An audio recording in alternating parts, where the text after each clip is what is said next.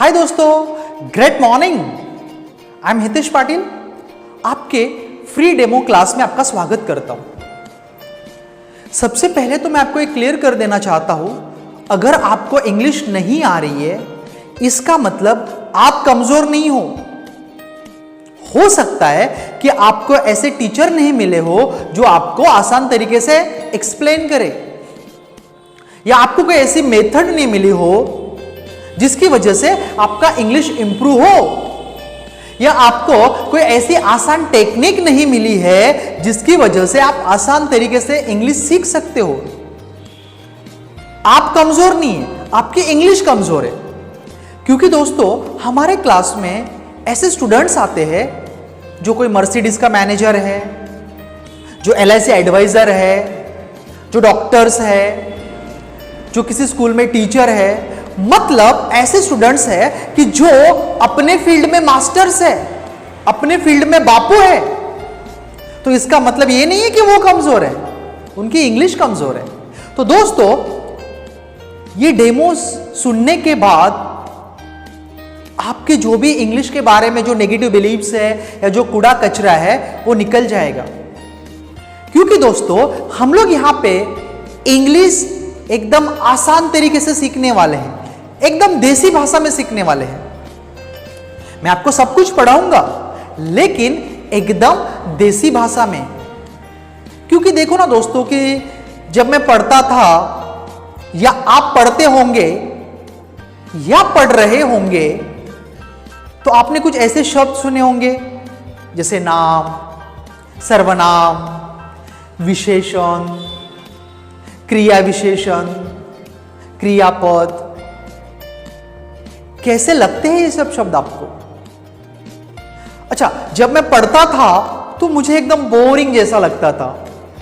नहीं, एकदम जैसे अमेरिका ने जापान के हिरोशिमा और नागासाकी पे जैसे बॉम्बिंग किया था वैसे शब्द मुझे बॉम्बिंग के जैसे लगते थे। तो दोस्तों इन सब शब्दों को हम अपने देशी भाषा में सीखेंगे ताकि आपको परमानेंटली आपके माइंड में फिट हो जाए। ओके दोस्तों, तो शुरू करते हैं। सबसे पहले हम लोग देखेंगे नंबर 1 के बारे में। नंबर 1 को वैसे ग्रामर की भाषा में कर्ता बोलते हैं, लेकिन मैंने अभी आपको बताया ना कि नाम, सर्वनाम, कर्ता, क्रियापद, ये सब चीज हम लोग आसान करके सीखेंगे। ओके, तो नंबर 1 के बारे में देखते हैं। जैसे आई का मतलब होता है मैं या मुझे। इसका बहुवचन है प्लूरल फॉर्म वे, हम या हमें। यू का मतलब होता है तू या तुझे। यू का जो बहुवचन है, अनेक वचन है, प्लूरल फॉर्म है, वो यू ही है, तुम या आपको। ही मतलब वह या उसे, लेकिन ही किसी लड़कों के लिए यूज किया जाता है, चाहे हमसे छोटे हो या हमसे बड़े हो। जैसे कोई 2 साल का लड़का है, 2 महीने का लड़का है, तो उसके लिए हम लोग ही का प्रयोग करेंगे। या हमारे पापा है, या हम 80 साल के कोई बुजुर्ग है, कोई शाहरुख खान है, अमिताभ बच्चन है, हम उन सभी के लिए ही का प्रयोग करेंगे। शी मतलब वह या उसे, लेकिन दोस्तों शी जो है लड़कियों के लिए आता है, चाहे वो 1 महीने की लड़की हो या 100 साल की दादी हो, उनके लिए हम शी का प्रयोग करेंगे। इट का मतलब होता है यह, लेकिन इट जो है वो निर्जीव वस्तु या प्राणियों के लिए यूज किया जाता है। और ही, शी, इट, इन तीनों का जो बहुवचन है वो है दे। दे का मतलब होता है वे सब या उन्हें। तो दोस्तों हम इन सभी को नंबर 1 कहेंगे। अच्छा, नंबर 1 क्यों कहेंगे? क्योंकि ज्यादातर वाक्यों की जो शुरुआत होती है वो इन्हीं किसी में से एक होगा, इसलिए हम उसको नंबर 1 कहेंगे। या किसी का नाम होगा राम, पूजा, नीता, अनीता, अंकित, सुरेश। ओके दोस्तों, अब हम सीखेंगे वर्ब। वर्ब यानी क्रिया या क्रियापद।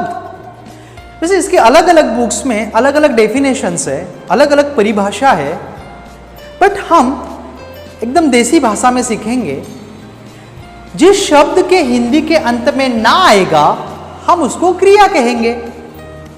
जाना, आना, खाना, पीना, लास्ट में ना आ रहा है दोस्तों। देखो वैसे ये जो मैं आपको बता रहा हूं ये आपको किसी बुक में या नेट पर नहीं मिलेगा, ये मैं आपको हो सके उतना आसान करके समझाने की कोशिश कर रहा हूं, है ना। तो दोस्तों जिस शब्द के हिंदी के अंत में ना आएगा, गो मतलब जाना, कम मतलब आना, प्ले मतलब खेलना, ये क्रिया है, ये काम है।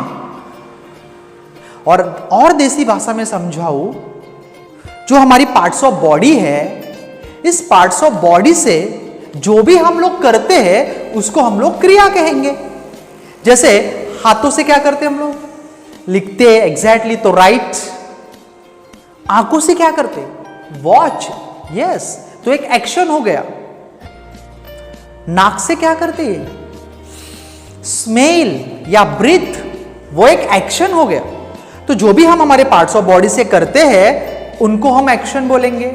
या जिस शब्द के हिंदी के अंत में ना आएगा, आना, जाना, खाना, पीना, उसको हम लोग क्रिया बोलेंगे। या कोई काम, जो हम लोग काम करते हैं उसको हम लोग क्रिया कहेंगे। हम इसके आपको कुछ एग्जाम्पल, बहुत सारी क्रिया जो इंपॉर्टेंट है, जो हमारे रेगुलर रूटीन में आने वाली है, ये हम आपको प्रोवाइड करने वाली ही है। अभी नेक्स्ट हमने नंबर 1 के बारे में देखा, वर्ब यानी क्रियापद के बारे में देखा। दोस्तों अब हम एक टेंस सीखेंगे, एक वाक्य रचना सीखेंगे। वैसे टोटल 12 टेंस होते हैं, ये आपको अलग से वीडियो में मिल ही जाएगा, लेकिन जो 12 टेंस होते हैं उसमें से हम लोग एक टेंस सीखते हैं, that is simple future tense, मतलब सादा भविष्यकाल। जितने भी टेंसेस है या जितनी भी वाक्य रचनाएं हैं, हम टोटली उसको फॉर्मूला के हिसाब से सीखेंगे। तो जो सिंपल फ्यूचर टेंस है उसका फॉर्मूला है number 1 plus will plus action. सबसे पहले हमें लेना है नंबर 1, जो हमने अभी अभी देखा था नंबर 1, आई, वी, यू, ही, ये सब हमारे नंबर 1 है। उसमें से हमें कोई भी एक नंबर 1 लेना है। जैसे हमने लिया आई, आप यू ले सकते हो, ही ले सकते हो, लेकिन समझाने के लिए हमने यहां पर लिया आई। उसके बाद आएगा विल और उसके बाद कोई भी एक्शन, गो, कम, सिट, यहां पर मैंने लिया गो। तो दोस्तों वाक्य बना आई विल गो।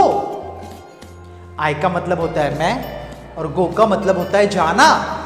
और आई विल गो ये पूरा सेंटेंस है, उसका हिंदी अनुवाद होगा मैं जाऊंगा। भविष्य में हम सीख रहे हैं भविष्यकाल, मतलब जो होगा, अभी तक नहीं हुआ है। अब हम दूसरा सेंटेंस बनाएंगे। जैसे सबसे पहले हमें लेना होगा नंबर 1, तो आई, यू, ही, और इसके अलावा आप किसी का नाम भी ले सकते हो। जैसे मैंने यहां पर लिया पूजा, मैंने नंबर 1 लिया पूजा, उसके बाद आएगा विल और उसके बाद एक्शन, मैंने लिया कुक। पूजा विल कुक, इसका हिंदी अनुवाद होगा दोस्तों पूजा रसोई बनाएगी। हम कभी ज्योतिष को दिखाते ना कि देख मेरा भविष्य देख, मतलब क्या, जो मेरा आने वाला है, आने वाला जो समय है उसको देख। तो सिंपल है दोस्तों, अगर हमें भविष्य के बारे में बताना होगा तो इंग्लिश में हमें विल का प्रयोग करना है, और जब इंग्लिश में विल आएगा तो हिंदी के अंत में गा, गे या गी, इनका प्रयोग होगा। हम जाएंगे, पूजा खेलेगी, रोहित परीक्षा देगा। लास्ट में गा, गे या गी का प्रयोग किया जाएगा। अभी दोस्तों आपको एक काम करना है, एक नोटबुक लेनी है और ये फॉर्मूला के अनुसार आपको खुद को 10 या 15 सेंटेंसेस बनाने हैं। जैसे नंबर 1 आप जो चाहे आप ले सकते हो, आई, यू, ही, शी। उसके बाद आपको लेना है विल, और उसके बाद लेना है एक्शन, कम, डांस, ईट, हेल्प। उसका इंग्लिश भी करना है और इंग्लिश का हिंदी अनुवाद भी करना है। आप खुद 10 से 15 सेंटेंसेस बनाओ और हम आपको प्रैक्टिस के लिए कुछ 10 से 20 सेंटेंसेस आपको देंगे।